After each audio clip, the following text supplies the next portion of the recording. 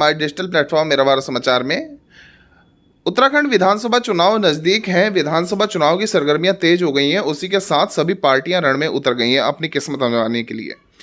उसी के साथ आज खटीमा विधानसभा 70 में प्रत्याशियों की सूची जो है जारी हुई है। खटीमा विधानसभा जो 70 के प्रत्याशी हैं विजय पाल सिंह, वो खटीमा विधानसभा से सपा के बैनर पे चुनाव लड़ेंगे। और चुनावी मुद्दे क्या होंगे इन पर, और 11 साल बाद जो प्रत्याशी यहाँ उतरे हैं उधम सिंह नगर सीट पर और पूरी 70 विधानसभा पर, उन पर भी बात करेंगे। जी स्वागत है आपका। जो सपा ने आपको जिम्मेदारी दी है, कैसे निभाएंगे और क्या चुनावी मुद्दे होंगे? चुनावी मुद्दे जनता के सामने हैं। 4 मगरमच्छ छोड़ देने से, दीवारें पोत देने से, सीनरी बना देने से को विकास हम नहीं कहते। जनता ने देखा है जिस तरीके से जनता लाइन में लगी है। डीजल, पेट्रोल, गैस, दुनिया भर की चीज़ें जो इन्होंने आसमान पे पहुंचाई हैं, जनता जो त्राही त्राही कर रही थी, जनता इस चीज़ को देख रही है, जनता ने झेला है। उन्हीं मुद्दों को लेके जो हमारे राष्ट्रीय अध्यक्ष अखिलेश जी ने घोषणाएं की हैं, वह उन घोषणाओं पे हम लोग खाली कागजी कार्रवाई नहीं दिखाते। आपने देखा होगा उत्तर प्रदेश में 108, 102 और जो सुविधाएं दी हैं, जो लगाम लगाई थी महंगाई उगाई पे, जो इन्होंने इतना भ्रष्टाचार बढ़ा दिया है, उसको हम जनता के सामने रखेंगे। उस बात को जनता के सामने रख के हम माननीय राष्ट्रीय अध्यक्ष श्री अखिलेश जी के संदेश को पहुंचाने का काम करेंगे। उत्तराखंड में बेरोजगार युवाओं का जो मुद्दा है, बेरोजगारी का मुद्दा है, सबसे बड़ा है। उस पर सपा किस तरीके से कार्य करेगी? अगर हम सत्ता में आते हैं तो खरे उतरेंगे, उनके लिए रोजगार की व्यवस्था की जाएगी। यहाँ जो पिछले दिनों हमारे जिलाध्यक्ष जी ने निजी जो लोग बसे हुए हैं उनको स्थायी रूप से पट्टे दिलाने, उसकी बात जो कही थी, वो सब जनता के सामने जनता का काम कराया जाएगा। उसी के बाद हम जब कराएंगे तभी अगली बार खरे उतर पाएंगे। 11 साल बाद प्रत्याशी मैदान में उतारे हैं सपा ने। बीच में 11 साल प्रत्याशी ना उतारने की वजह कुछ? वजह संगठन कमज़ोर रहा। संगठन अब उभर के आया है।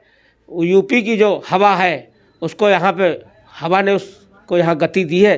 उस गति को, उस झंडे को लेके हम चल रहे हैं। जनता हमारी तरफ देख रही है, जनता न्याय करेगी।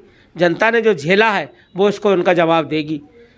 उत्तराखंड अलग होने के बाद, जब यूपी से उत्तराखंड अलग हुआ, उसके बाद क्या देखते हैं, क्या कमियां, क्या आपके हिसाब से?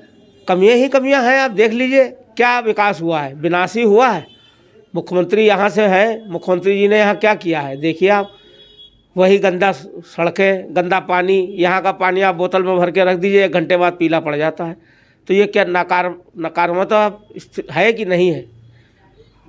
तो अब चुनावी जो रण है वो तैयार हो चुका है। सामने मुख्यमंत्री जी की विधानसभा से ही आप चुनाव लड़ रहे हैं, तो जनता को अपने तक जोड़ने का काम जो है किस तरीके से, किस बखूबी उससे करेंगे? जनता तक जो हमारी योजनाएं हैं, राष्ट्रीय अध्यक्ष जी ने जो योजनाओं की घोषणा की हुई है, उस जनता तक उनके पास पहुंचाएंगे। उस बातों को उनके सामने रखेंगे। जनता भी समझदार है, ऐसा नहीं है कि बार बार बेवकूफ़, कभी बीजेपी हो कभी कांग्रेस। इन्होंने तो यहाँ बेड़ा गर्क कर दिया है। माननीय राष्ट्रीय अध्यक्ष जी के निर्देशानुसार जो उन्होंने घोषणाएं की हैं उसको जन जन तक पहुंचाना हमारा काम है। बाकी जनता का निर्णय सर्वमान्य होगा। हमारे साथ विजय पाल सिंह विक्की जी थे और सपा से प्रत्याशी हैं खटीमा विधानसभा 70 से। जब से विधानसभा चुनाव का आगाज हुआ है, सभी पार्टियां रण में अपनी किस्मत आजमाने के लिए उतर चुकी हैं। उसी की तर्ज पर समाजवादी पार्टी भी मैदान में उतरी है। उसने उत्तराखंड की 70 विधानसभाओं में अपने प्रत्याशी उतारे हैं, जिसकी कल एक सूची जारी होने पर खटीमा से विजय पाल सिंह विक्की का नाम सामने आया है। मुख्यमंत्री के सामने का चेहरा होंगे समाजवादी पार्टी से विजय पाल सिंह विक्की जी, और रण में अपनी किस्मत आजमाने के लिए उतरे हैं। देखना होगा 14 फरवरी को मतदान पर किसके हिस्से में खटीमा विधानसभा जो है वो जाती है और किसके सिर पे ताज सजता है विधायक का।